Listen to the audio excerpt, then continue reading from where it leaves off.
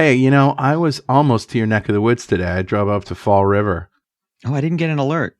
No, well, that's because I turned it off. They're supposed to warn me when you enter the state. You know how I know I'm in Massachusetts? Because the roads are paved. That's how. And your wallet's empty of taxes. Yeah, that's right. Well, not in my wallet, yours. Oh, I actually, don't live in Mass. You're in New Hampshire. That's right. That's right. Yeah, I was in the land of the mass holes today. But Fall River is beautiful. Yeah. And I went up there. Fall. Yeah, and I went up there to a Portuguese grocery store where they have like 7 different kinds of homemade sausages, and I bought one of each. Oh, nice. Yeah. That's cool. All. Nothing funny about it. Just I have sausage now. There you go. I haven't been to Fall River in a long time. Yeah. Good stuff. Well, so we start this thing? Sure. Okay.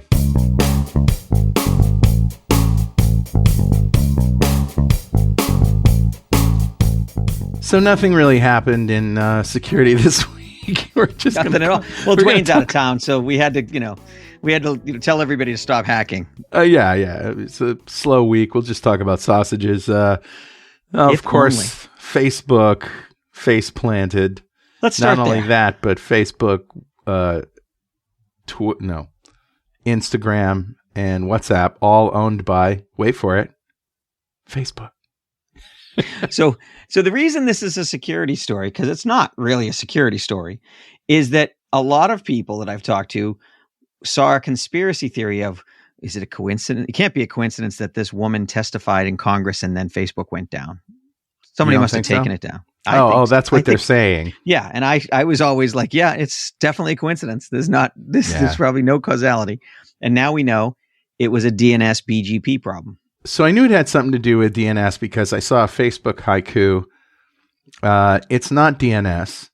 There's no way it's DNS. It was DNS. Well, what's DNS? We should define that. Yeah, so I know a little bit about this. It stands for Domain Name System or Domain Name Services. And this is how names like Facebook.com get translated into IP addresses like, 164.whatever.this. And basically, those IP address numbers are the addresses of connections to the internet. We used to say they identify a computer on the internet, but really it identifies a connection to the internet. So if you have 2 or 3 different network interfaces in your computer, each one would have a different IP address. So I have I think a great analogy, which is you and I are old enough to remember remembering phone numbers. Oh, yeah. And that is a thing of the past. That's right. There are many people who know no phone numbers whatsoever, except for maybe their own. I remember give it to someone. Yeah, I remember getting a call from my first wife's father who said, "Hey, can you give me your phone number again?" And I thought that was it was like, "Hey, has Jack Daniels been nipping at your nose because and he says, no, because I programmed it into my phone, and when I want to call you, I just hit a button, so I really don't know your phone number. Yeah, it's happening to all of us. I remember remembering like a dozen phone numbers at any given time. Well, DNS is like phone numbers. So if you had to remember everyone's phone number, you'd be limited. There wouldn't be that many you could remember. With DNS, you can remember catchy names like Amazon and Microsoft and IBM and things like that.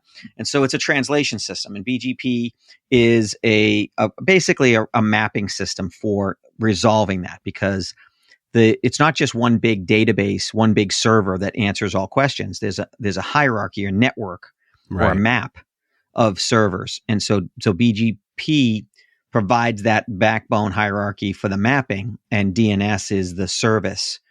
And it was a misconfiguration that then locked the administrators out of their own infrastructure. And the security part of the story really comes here because they couldn't get access to their data center very easily because it was so secure. The people who were the administrators had made a mistake, and they lost a lot of time trying to get access to the systems to fix them. Oops. And so again, convenience is the enemy of security. Is the enemy of security. That should be the name of the podcast. Yeah.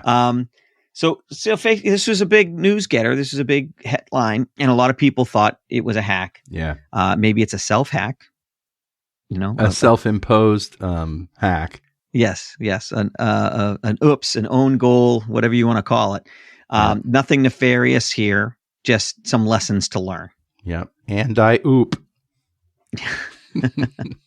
So that's a big story, but it really doesn't merit that much discussion.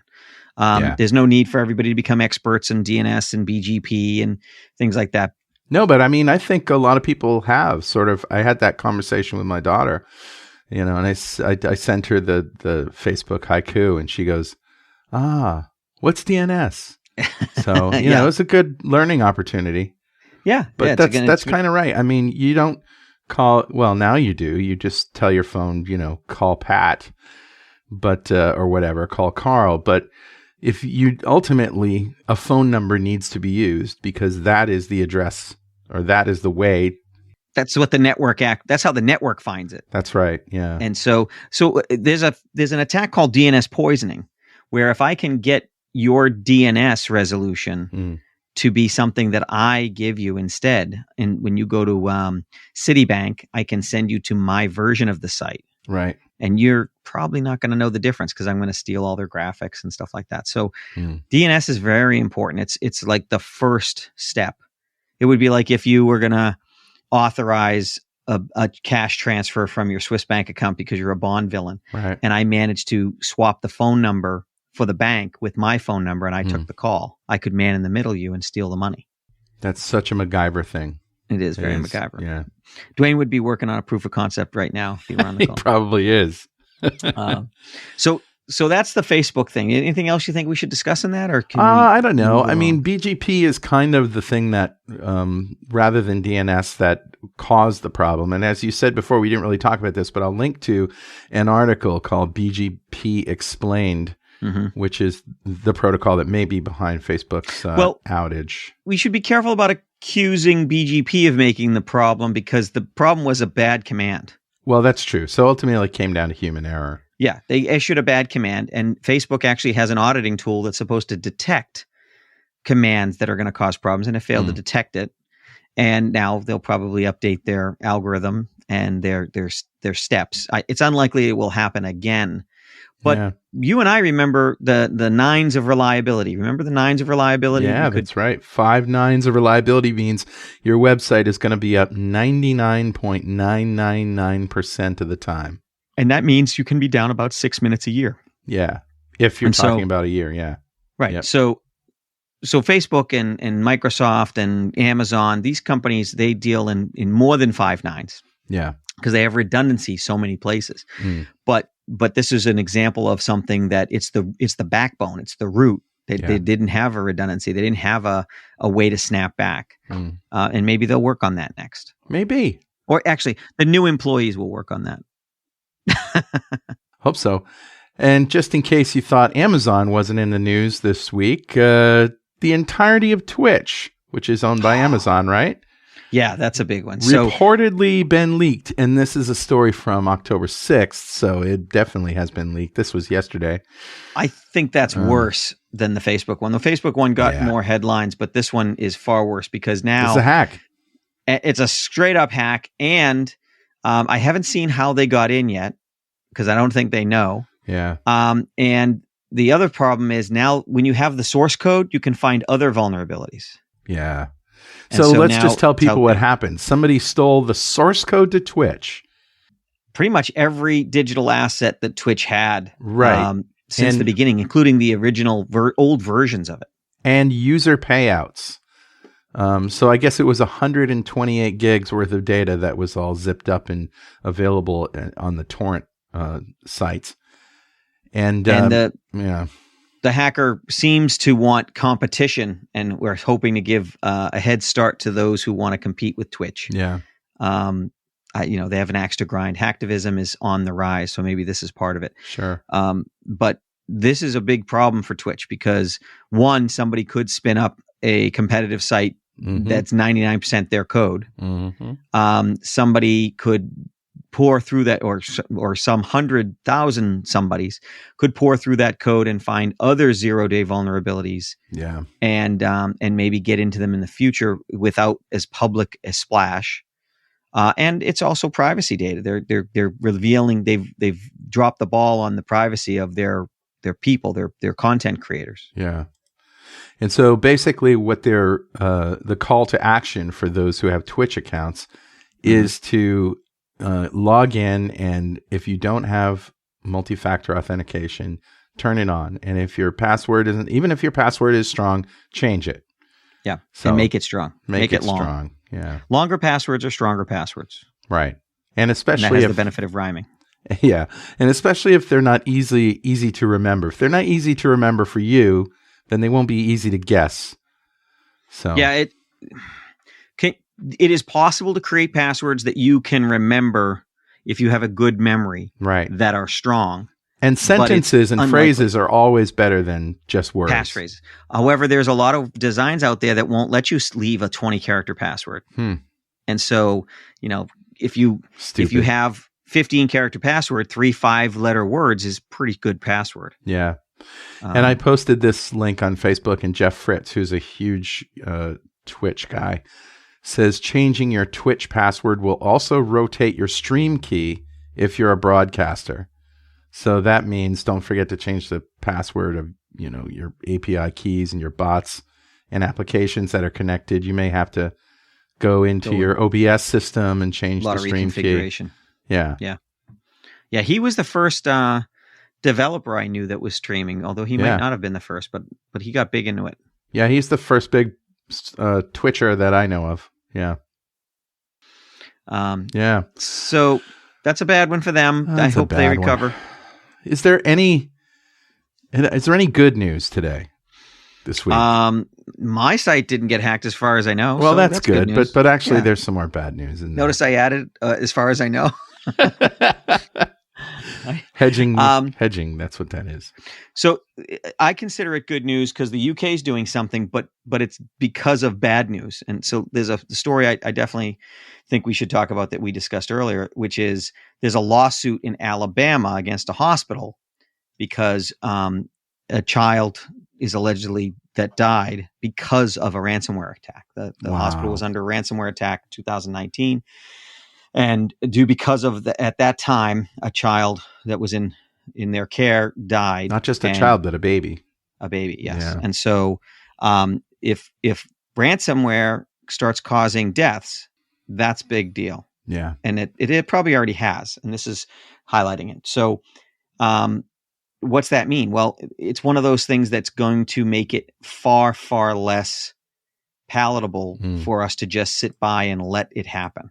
Right. And I think this is going to be one of those things that turns the tide to make it illegal to pay a ransom, because you might argue, if I don't pay the ransom, my patients might die. But if you pay the ransom, 5 other hospitals are going to get ransomwared because they're just going to roll the money into the next attacks. Right. You said very early on in the show that you believe the best way to prevent ransomware is to make it illegal to pay a ransom. Yeah. And I think if they can...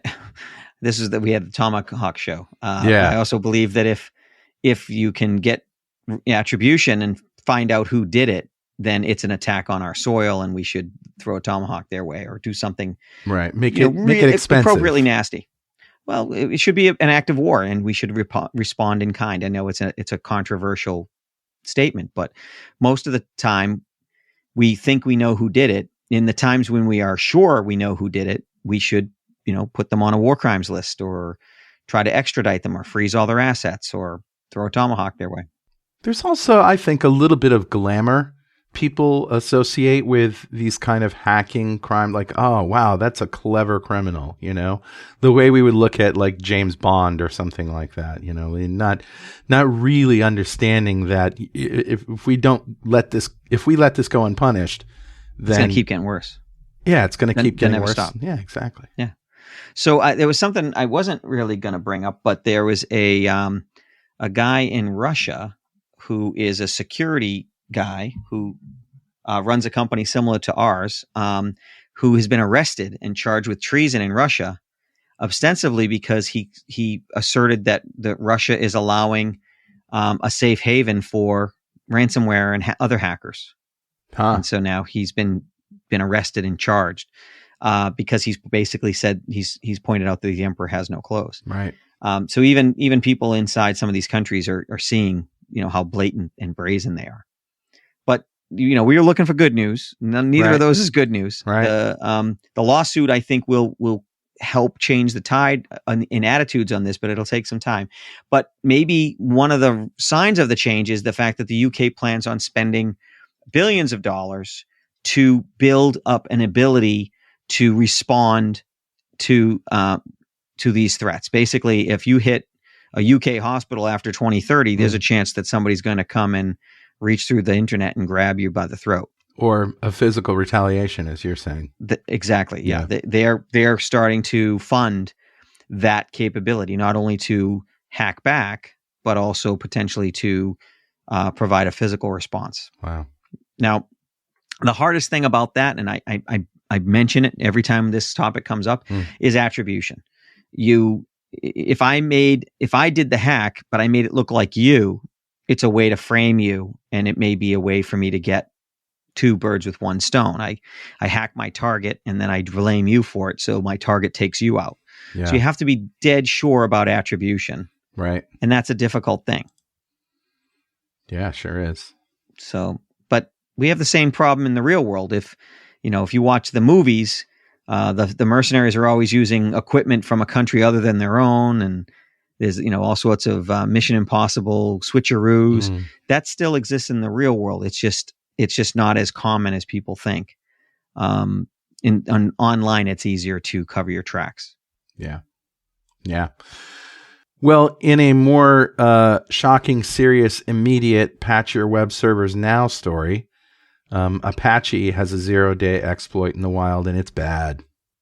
Yeah, this is in the category that we call ... pwn. Yeah. Basically, you have a server that isn't appropriately keeping you in the sandbox. So when you have a request, you make a request inside the directory or directories of the web server, and you're not supposed to be able to get out of it, because that would be bad. Then you'd be on the root system and you'd be able to run wild. Right. And this is an example of that. And it's a new problem in that it was introduced in a specific version. It's not something that's been lingering in there for a very long time. Right. So you're actually safe if you're on one of the older versions that doesn't have this. You're safe from this vulnerability. Yeah. And it's a directory traversal exploit. So I'd go in, I'd find your website, I'd figure out what version of Apache you're running. If you're on the vulnerable version, I'd put a path in, and then I'd do, I'd basically tell the path to go down to a certain directory, and then up a directory, up a directory, up a directory, up a directory, all the way out of the safe directories, right, into the operating system, and then down into something like software, a management software that would give me access or let me execute code. Is this like a Linux thing? It seems like, getting outside the sandbox is a common exploit in Linux. It is, but it was a Microsoft thing for a while too. It's just that Microsoft got hit with it a lot. And it was like a rope-a-dope for Microsoft for a while, but it was a long time ago. Microsoft got hit with one, fixed it, got hit with another, fixed it. And it was right around the time, I think, I may be misremembering, but I think it was around the time when they got real religious about security for a little while. Yeah. When the book Secure Code came out, and Michael Howard and those guys were roaming the halls in Redmond. Yeah.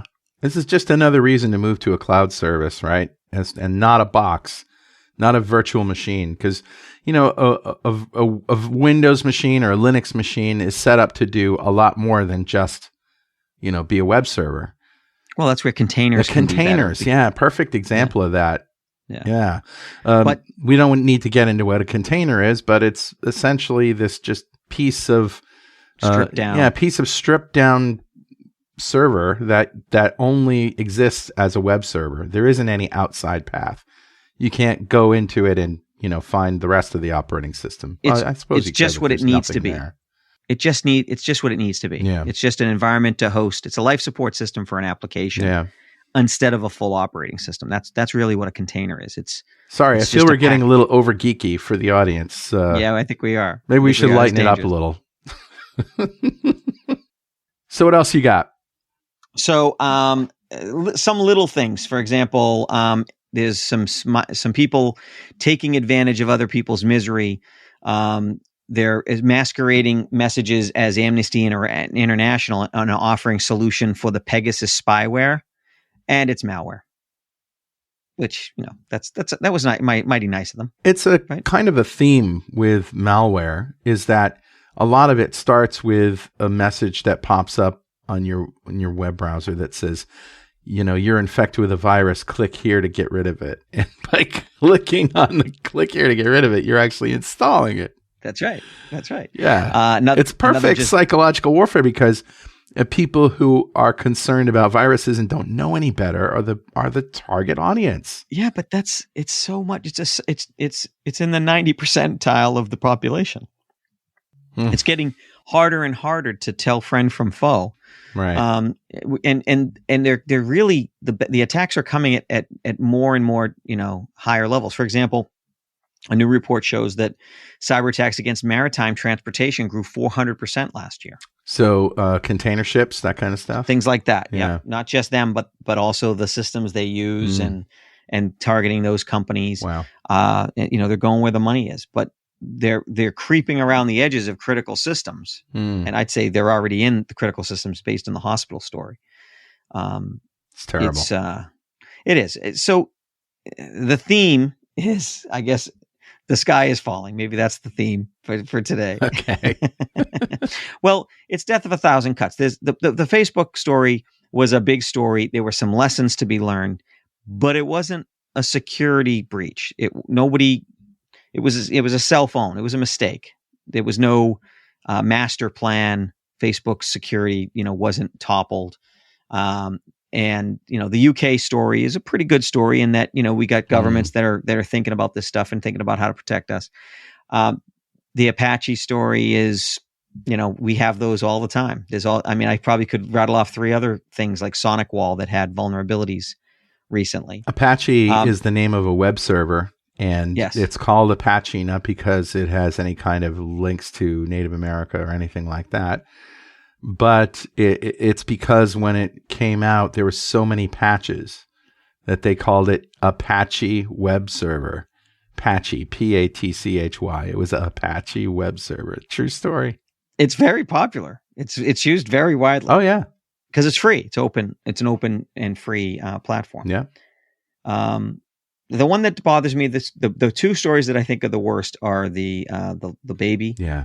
Because that's, you know, certainly horrible, sad. And the Twitch one, because that's a total ownage. Right. And like I said, I haven't seen, maybe I haven't looked deep enough, but I haven't seen a root cause of how they got in. So the vulnerabilities might still be there. Terrible. Yeah. So it's interesting. So I've been looking into like where the future goes and what kind of encryption we'll be using and things like that. And this is probably the geekiest subject I'll bring up. So you tell me if it's not, if it's too deep. But have you ever heard of homeomorphic encryption? What'd you call me? Homeomorphic encryption. No, but I called you amorphic. Let me take morphic means changing, and homeo means system, doesn't it? It's like set or group. Yeah. In this regard. So I started looking at this. I'm deep into quantum. Got another podcast that I do with a mutual friend of ours on quantum. And I look at where encryption's going when quantum makes public-private key encryption vulnerable. And this I keep wanting to say homeographic, but it's homeomorphic, is based on linear algebra. So it's a fun read, puts you to sleep right away. Okay. But the real reason it's popular now, or getting popular, is that it promises to allow you to upload things like medical records to the cloud and allow some third party to do processing and data and analytics on the data without ever having decrypted it. Oh, what could go wrong? Well, actually nothing, because the data remains unencrypted the entire time it's being worked on. Well, then how can they work on it? Exactly. It's what basically they do an encryption where the mathematical operations on the data is maintained so that when you get the answer all you have to decrypt is the answer. You don't have to decrypt any of the data to get the answers. Now, I'm still digging into it. Sounds like magic. Sounds like Portuguese sardines over open coals. Oh no, that's dinner. So this is an example of something that you brought up, the cloud, and the cloud's great because they're going to be much more secure than you are going to be able to be. Yeah, that's right. But there's also the thorny issue of if I put some data in the cloud, I might violate certain compliance. That's if I true. give certain people access to it, especially patient records. Mm-hmm. And so there's a search for a way to have our cake and eat it too. And this encryption may be it. Now, the other aspect of this encryption is there's no known way to use quantum to attack it. That could change, of course, Yeah. but it means that it along with elliptical curve encryption, it's something that might replace the prime multiplication of prime encryption that we use now. So, futures, It's always good to look at that stuff. The good news out of this is you don't have to understand it to use it. Okay. Once it hits mainstream, just like most people don't understand the math with regular encryption now to use it. Mm-hmm. But the future is starting to become clearer as far as we get threats, we also get, ways to mitigate them. Yeah. Wow. So the sky is falling. I don't know. I think I'd like to call this show "Okay Facebook." Okay, Facebook. As in okay boomer? Yeah, or "Okay Karen." Okay, Facebook. Okay, Facebook. Yeah. Uh, It was actually that'd kind of work. nice because I got to take a break from being completely insane for a day. yeah, it filled the news cycle and it unfortunately it pushed some other stories out of the limelight. Right. But that's the way it is. And this show is no different. That's true. We need ratings, man. Ratings. Get on that. Yeah. I think that the Facebook story, if it made some people understand what DNS is Yeah. and some people understand what BGP is, that's great. Yep. It also does refute the idea that this was some kind of conspiracy. There's one conspiracy I heard someone said that it didn't refute, but I still don't believe it, which is that Facebook did this to themselves to take the news away from them. I don't think that succeeded. I don't think that No, it succeeded. didn't succeed. No. Facebook's got problems. Yeah, they do. Yeah. And by extension, so do we all. Yeah. Yeah. Well, we've always been bad about setting rules for emerging technologies. Social media is really not emerging anymore. It's kind of, a last decade technology now. Yeah. Isn't that crazy? Yeah, I know. But we still haven't figured out how to regulate it or what we should regulate, things like that nature. Well, Patrick, it's about that time. And I'm sure Dwayne will be back next week. Is next week just Dwayne and not you? Or are you both going to be back? No, we're both back. Oh, cool. What's he doing, by the way? He's on a vacation in an undisclosed place with his family Ah, very good. in a nice bunker. Excellent. As well he should be. See you next week. Thanks. See you soon. Bye.